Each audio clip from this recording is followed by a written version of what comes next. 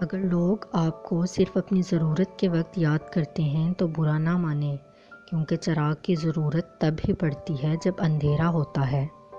دکھ ظاہر مت کرو، دنیا والوں پر اپنے دکھ ظاہر مت کرو، کیونکہ یہ وہاں چوٹ ضرور مارتے ہیں جہاں پہلے سے زخم ہوتا ہے۔ پرہیزگار شخص کی ایک نشانی یہ بھی ہے کہ اس کے دل میں اللہ کا خوف اور آنکھ میں حیا ہوتی ہے۔ کبھی جو زندگی سے تھک جاؤ تو یاد رکھنا، کسی کو کانوں کان خبر نہ ہونے دینا، اپنے رب کے حضور سب بیان کرنا۔ ٹوٹے دل اور آنسوؤں کی قدر صرف اس کے ہاں ہے، باقی لوگ تو بس تماشائی ہیں۔ توبہ بہت آسان ہے، مگر اس کی توفیق ملنا بہت مشکل ہے۔ مشکل وقت میں سب کے کام آیا کرو، کیونکہ مشکل وقت سب پر آتا ہے، کسی کا صبر دیکھنے کے لیے اور کسی کا ظرف۔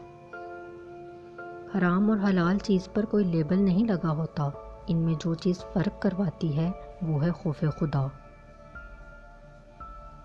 اللہ تعالیٰ کے سامنے جھکنا آپ کو ان چیزوں سے نکلنے کا راستہ دکھاتا ہے۔ دعا مانگنے سے دماغ کا بوجھ شاید دور نہ ہو، لیکن دعا مانگنے سے اللہ آپ کو ایسا طریقہ سمجھا دیتا ہے جس کے ذریعے آپ اپنے موجودہ مسئلے کا حل تلاش کر سکیں۔ نماز اور قرآن آپ کے غم ختم نہیں کریں گے، لیکن وہ آپ کو ایمان دیں گے۔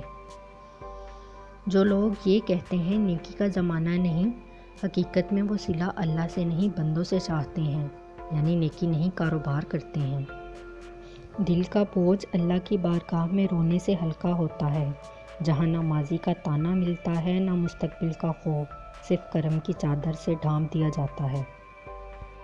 جب آپ مشکلات میں ہوتے ہیں تو آپ اکثر سوچتے ہیں کہ اللہ کہاں ہے؟ یاد رکھیے، امتحان کے وقت استاد ہمیشہ خاموش ہوتا ہے۔ جب دکھ شدت اختیار کر جائے تو بولنے کی غلطی مت کرنا، یہ تو صبر کے لمحات ہوتے ہیں، وہ لمحے جب اللہ آپ کے ساتھ ہوتا ہے، اور وہ جب ساتھ ہوتا ہے تو انسان کو فرش سے عرش تک پہنچا دیتا ہے۔ دیکھو، یہ موقع گنوانے کا نہیں، سب کچھ پانے کا ہوتا ہے۔